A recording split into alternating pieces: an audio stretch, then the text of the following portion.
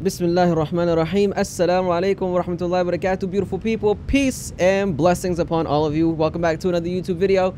This one is an exciting one, but as you can see, I'm actually on a little getaway, alhamdulillah. You can hear the waves in the back.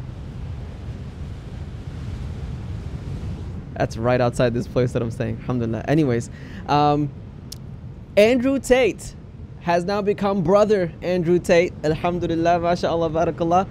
I'm sure all of us have seen him at some point on social media. Started off, you know, he got big off of saying controversial things. So heard him say a lot of good things, heard him say quite a few bad things as well. And that is how he really just got cemented in all of our minds, you know, especially the clip that went viral of him saying that, you know, if you want a way of life where things don't change and you can't make fun of anything and you actually have something cemented to hold on to, Islam is the way. And that clip kind of went viral of him. But then there was other clips where he kind of like juxtaposed himself, but it is what it is, alhamdulillah, mashallah, barakallah. So as we now know, he has confirmed on his social media that he has become Muslim. He has posted a couple posts, you know, a quote of Ibn al-Qayyim rahimahullah and a verse from the Quran, and that's really it. He is now brother Andrew, and I'm really happy. This video is kind of just to welcome him and some other things that I want to talk about, inshallah. But as we know that when somebody comes into the fold of Islam, Allah subhanahu wa ta'ala completely wipes their slate clean as if they are a newborn baby. So that is who our brother Andrew is now. And with that being said, there's a couple things I want to talk about. So as Muslims, there's quite a few things that you and I need to be aware of on how we deal with our new Muslim brothers and sisters. Now, when it comes to brother Andrew, or it comes to someone who we see take shahada in the masjid, we know that they just became Muslim, and it's easy to deal with them a certain way.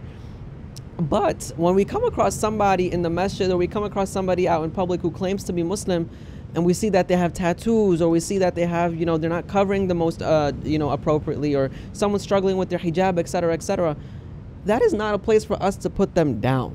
We need to understand that, especially not with just Muslims that we approach out in public, but even someone who is taking shahada, which is obviously a given, we all have our journeys.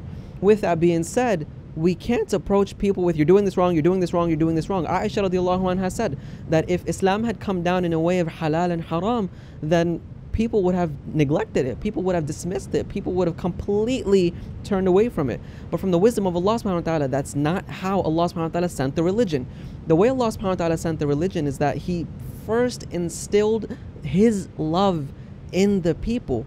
Majority of the verses that were sent down in the beginning was solely to instill the love of Allah, the love of one Creator as your Lord. Because at the end of it all, I cannot obey one that I don't love, and I cannot love one that I don't know.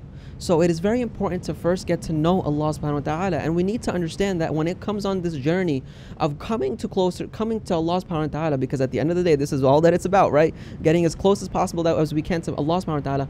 We have to understand that every single person is on their own journey, and we have to respect that. We can't bash people for having tattoos. We can't bash people for looking a certain way. We can't bash people for not being where we are. That's the first thing. When it comes to brother Andrew, when it comes to anybody else in the masjid or any other Muslim we might come across in our life, be mindful of the journey that they are on, because at some point you also were not where you are right now. So let's be aware of that, okay? Thing number two, when somebody converts to Islam, when somebody reverts to Islam, whatever it is you want to call it, when somebody becomes Muslim and accepts Allah subhanahu wa ta'ala as their Lord and Creator, and Muhammad sallallahu alayhi wa sallam as their last and final messenger, and Isa alayhi salam as their messenger, right? As their prophet, we have to understand that it's not just about hugging them, sharing their, you know, oh, I'm Muslim now, and then letting their tweets and their posts go viral of becoming Muslim. It is about being there for them. The most beautiful thing about this faith is that when you become a part of it, you become part of a family that's what, 1.8 billion people now? MashaAllah, barakallah. 1.8 billion. That's a huge family. So be there for other people, other Muslims, as your family. You are family to them, and they are family to you. We uplift them, we are there for them, we cater to them, if they are in need of something, we try to be there in any way, shape, or form that we can. That's what made Abu Bakr radiallahu anhu so great. His portfolio of good deeds was so diverse. You know, in one day, he would feed somebody, he would help somebody, he would be there for somebody's needs, he would be there, he would take part in a janazah, he would follow janazah to the burial ground. Be there as a family member for this new Muslim. And as far as, and this is the final thing I'm gonna say, we're gonna keep this video nice, beautiful, and short, okay? The last thing I'm gonna say is, whatever it is that you know someone has done or said or taken part in before they accepted Islam, don't bring it up again. Allah subhanahu wa ta'ala is merciful enough to let it go, let it be forgotten, and grant them a clean slate. Who are you to bring it up and hold them accountable for the mistakes they made in the past? Don't do that, please. That's the last and final thing. So number one, don't judge people for where they are at on their journey. Respect people's journey. Number two, be there for your Muslim brother or sister once they come into the faith, and don't just be like, oh my gosh, mashallah, barakallah, congratulations, I'm here for you, hug, hug, tap, tap, and it's all over, and you're nowhere to be seen ever again in their life. It's not about that. And last but not least, advice number three is, don't bring up something that you may know about this person from their past if they are no longer doing it. End of story. When it comes to correcting people, be a person, be a means who gets people closer to Allah subhanahu wa ta'ala, who builds that love in people for Allah subhanahu wa ta'ala. When it comes to the halal, haram, the right and wrong, that will come, inshallah. So again, Mabruk, congratulations.